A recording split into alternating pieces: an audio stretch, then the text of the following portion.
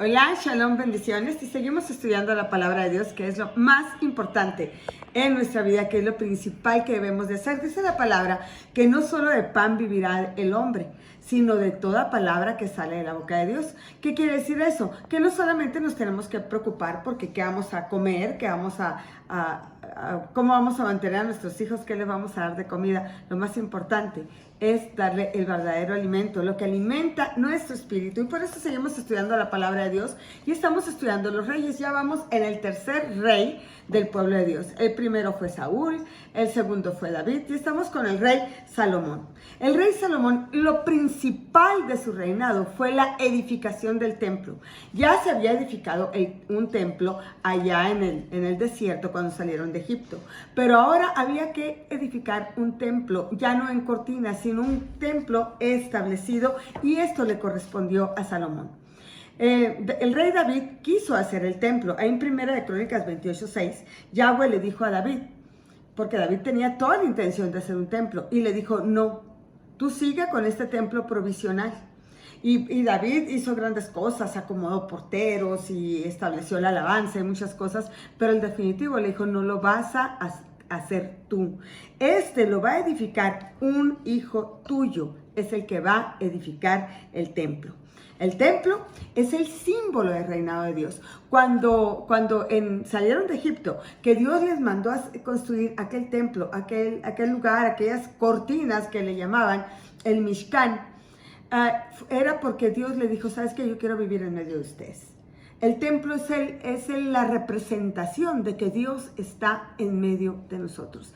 Y representa también el reinado de Dios sobre nuestra vida. Es el lugar de consulta, de sacrificio entre Dios y nosotros. Es el lugar de la presencia de Dios. Es el lugar donde nosotros tenemos un encuentro con Dios. Pues ese templo habría de edificarse por Salomón.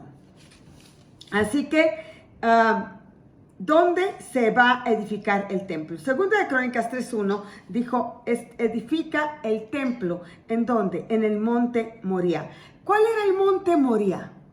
El monte Moriah era aquel lugar, si nos seguimos viajando al Génesis, y déjame decirte que vamos a estar viajando a Génesis o Apocalipsis, a diferentes partes de la Biblia. Si vamos a Génesis, el monte Moriah es aquel lugar donde el padre le dijo a Abraham que le sacrificara a su hijo, a su único hijo, al que amaba, a Isaac. Tú puedes checarlo en Génesis 22, capítulo 22, versículo 2 y 3.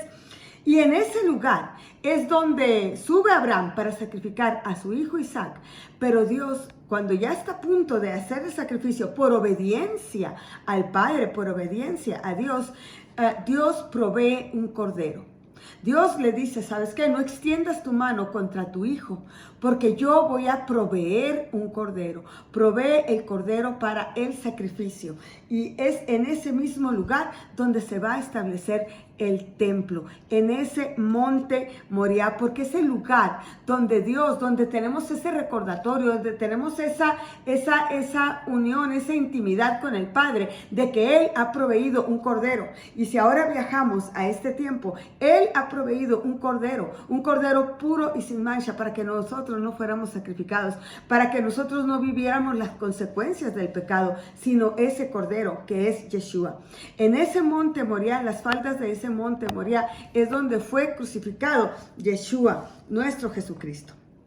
¿Y por qué en ese lugar le dijo el Padre a Salomón? Es que cada tiempo tiene su representación profética y cada lugar también tiene su representación profética. Ahora, cuando David estaba siendo rey, ya al finalizar su reinado, David se le ocurre hacer un censo. Se le ocurre checar con cuántos contaba y con cuántos no contaba. Entonces el padre se molesta con David. Se molesta. ¿Por qué David tiene que estar contando? ¿Por qué tiene que hacer un censo cuando el Padre no se lo indicó? Cuando nosotros sabemos que contamos con la presencia de Dios, con nuestro Dios, no tenemos que hacer censo. A causa de ese censo vino una gran mortandad al pueblo de Dios. Entonces David va y visita a Ornán. Ornán tenía un campo que le llamaban una era, la era de Ornán. y David la compra. ¿Qué era la era? La era es el lugar donde el trigo es azotado o donde el trigo se trilla, donde se separa el grano de la paja. Y esa era de Ornán está precisamente en ese lugar, en Moriah. En Moriah, la era de Ornán, aún el lugar donde fue crucificado, Jesucristo, nuestro Yeshua, nuestro Redentor, nuestro Cordero sin mancha, era el mismo lugar, el lugar donde se edificó el templo.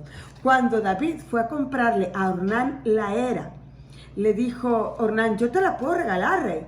Y David le dijo, no, por este lugar se tiene que pagar un precio y yo voy a pagar el precio. ¿Qué nos está representando aquí el rey David?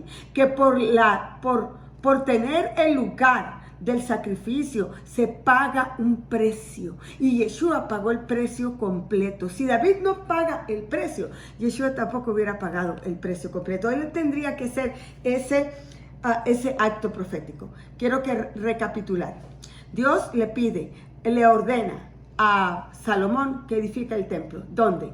En el lugar de Moriah, en el mismo lugar donde fue puesto Isaac para ser sacrificado, pero se provee cordero. En el mismo lugar que David compró a Ornán, donde el trigo era azotado para separar la paja del grano.